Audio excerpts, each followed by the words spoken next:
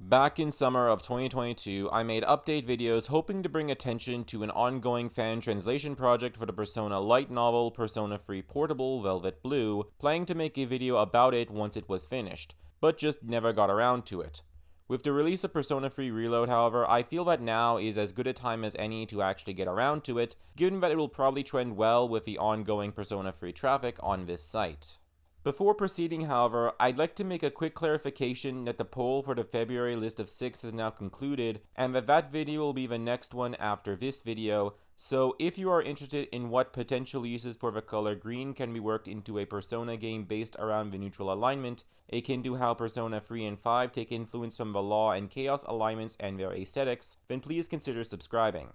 Said video is a part of an ongoing series of speculative list videos where I speculate and recommend potential quirks and gimmicks to be in the inevitable Persona 6, such as the color and animal mascot. I didn't expect potential uses for the color green to be the winner, and I will warn you that given the rather obtuse nature of that topic, I'd recommend some of my other videos in that, for lack of a better term, series before it's released.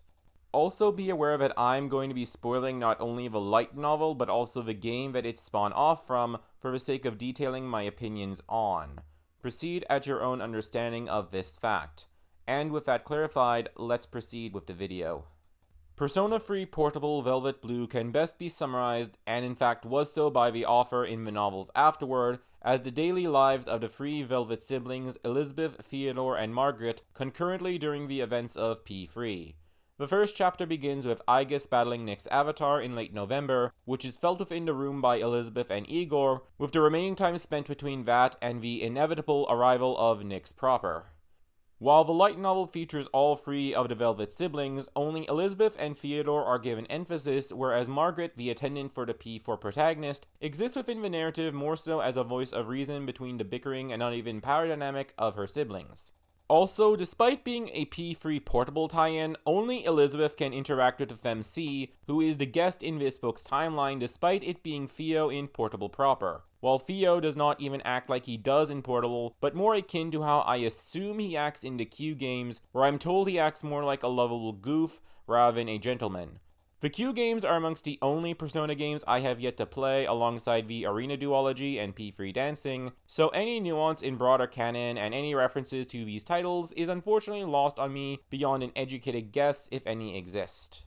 These quirks together honestly make the book an interesting read from the perspective of a gimmicky what-if scenario of sorts alone, but nothing beyond this changes in the main game, and the book proper actually does little to roll with this premise. Previous events that have already happened in the game, such as most of Elizabeth's date requests, are mentioned in passing, but from the perspective of the attendant, adding a bit of flair to these retellings, but that's about the extent of what this book offers on that level, which is a bit disappointing. On the other hand, on the level of a slice of life with supernatural elements, the narrative fares quite a bit better and even plays a bit into the themes and aesthetics of Persona 3 proper. In an interview leading up to the release of Reload, the director Yamaguchi Takuya-san mentioned that when compared to the cast of P4 and 5, Cs were very individually driven within the narrative, calling the result an ensemble drama, and I feel like to a lesser extent this mindset is also at work within Velvet Blue. The daily life shenanigans of Theodore and Elizabeth are distinct and set a contrast to the other, one finding joy in raising a pet and the other discovering herself through interactions with the nameless FEMC.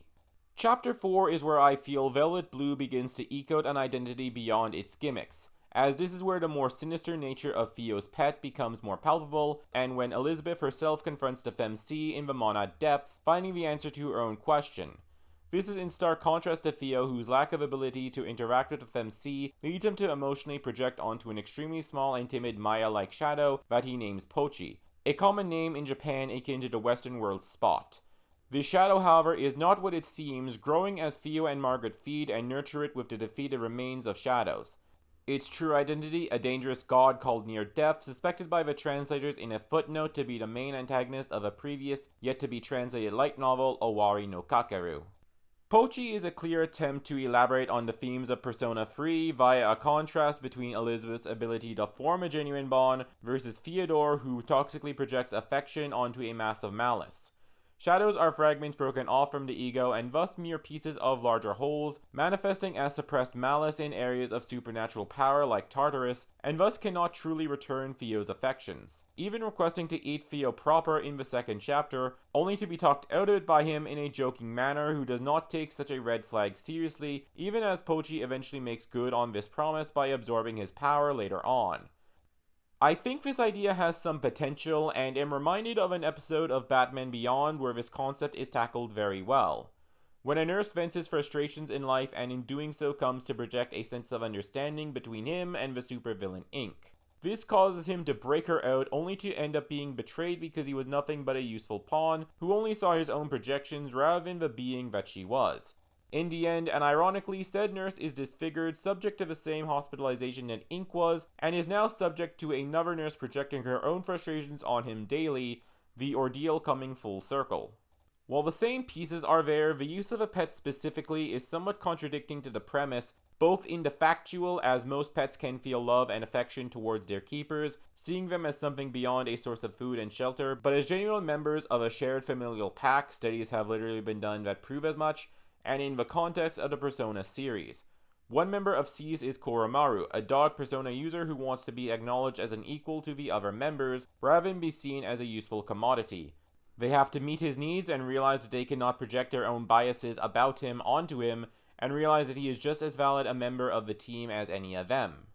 The lack of ability to make this distinction, and being a bit tone deaf to the context of Koromaru, greatly dampens this plot point on a narrative level, especially with the passing mention of humans having pets to fill the void of legitimate bonds, which is the explanation for Margaret's resistance and Elizabeth's immunities to Pochi's influence versus Theodore's susceptibility. And this premise is just not true. One can have plenty of healthy relationships and still keep animals. It is not a one or another type of scenario like the book tries to imply to its detriment. While its themes might fall apart under scrutiny, I appreciate the attempt, don't feel offended in the botching of, and found the writing fine beyond this hiccup. In fact, if there is one aspect to this book that is worthy of praise, it is how it translated the lore and gameplay of Persona into the medium of a light novel. The author clearly knows how to write a dramatic fight scene and translate the mechanics of a JRPG into the text of a book. Not only are shadows faithfully depicted complete of strengths and weaknesses, but the author also takes into consideration how Persona's spells would impact these scenes, and how he can use them to make the book's action feel more clever, taking into consideration the afterbursts of spells like Maragidine and Megarudine, briefly immobilizing near death with icicles made from a Babufudine, and even having the attendants use one King Castle as a shield against an indiscriminate attack.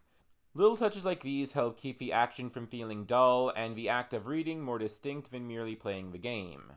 All in all, I'd say that this is a fine light novel that could have been better, and definitely worth a read if you are a fan of the game.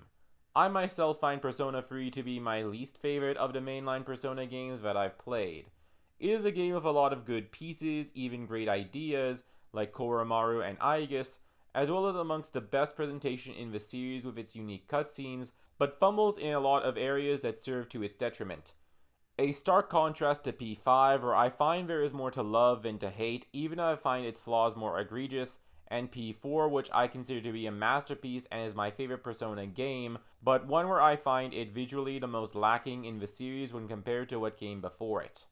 Largely affecting my opinions on P3, I can summarize this spin-off light novel as great ideas hampered by the sloppy execution of, but without the charm in its uniqueness, themes, and atmosphere to have an appeal beyond. And while it might be less sloppy, this also makes it somewhat less memorable as well.